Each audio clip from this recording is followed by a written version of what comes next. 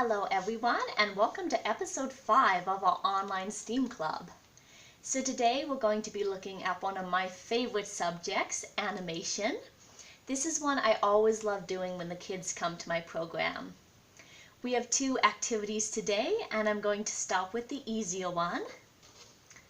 So this is a thaumatrope, and it's an early animation device.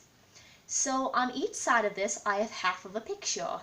On this side I have a board, and on this side a board cage. I've done another one with a vase and some flowers. And then basically you just spin this. And of course, because of the cool way the brain works, as these 2 halves flash at your eyes, your brain will connect them into a single image. In this case, a board in a cage, and in this case, flowers in a vase. So these are so easy to make. I quite often use templates because they're so quick. You can definitely just Google thaumatrope templates. I'll put the spelling of that on the Facebook page, and you can find lots of cool different ones. But you can definitely make these yourself as well. All you need is 2 circles, and one circle should have one half of an image, and the other circle should have the other half.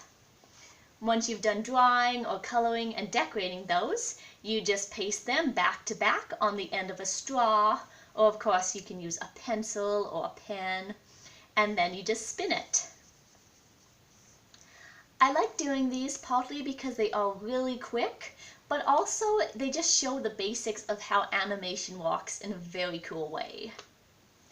My second activity is also an animation device. This one is a bit more complicated. It's probably the most complicated thing we'll do on these videos. But one cool thing about this is once you have it, you can use it for a lot of different animation strips. So first you need something like a paper plate. If you don't have one of these, you could also definitely cut this out of cardboard. And then for the outside of your zoetrope, you want some black construction paper.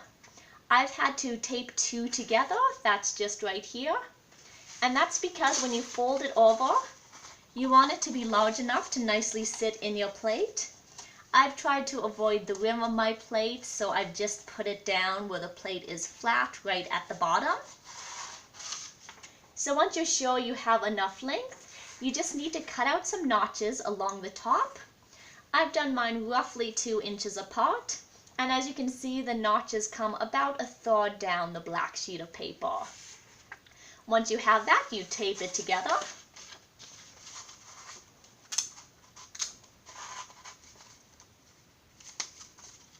And then you want to securely tape this onto your plate.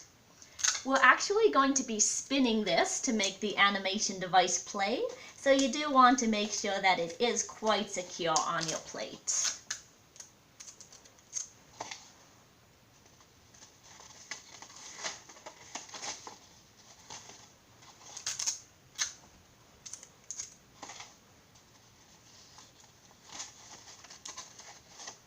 And then finally, you just need a way to spin it. I like using a pen. I've already made the hole inside, so I'm just going to slip that in. My pen is still quite tight in there, but of course as the pen starts wearing away the hole, you might have to tape it in. And basically you're going to spin it sort of like this. Now as you can see, mine is a bit wonky. You do want to take quite a bit of time at these first few stages because you do want to be able to have a nice even spin. And if you don't get it right away, of course we're all about experimentation, so just keep trying. And after that, you can start making your animation strips. So with this one, again, I've taped together 2 sheets of paper because this should be enough that it totally encircles the inside of your zoetrope.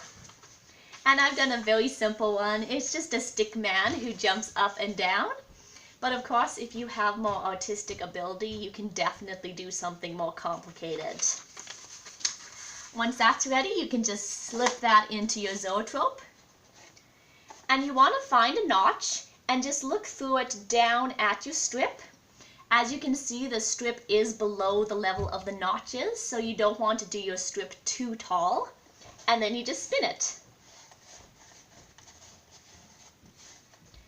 And as you look through that knot, you should see your little animation strip coming to life. And again, these are fun because once you have the zoetrope, you can make as many animation strips as you want. So that's our 2 animation activities. As always, if you've done these, we would love to see them on our Facebook page. Just go to leftlib.ca and you can find the page from there. Until next time, goodbye!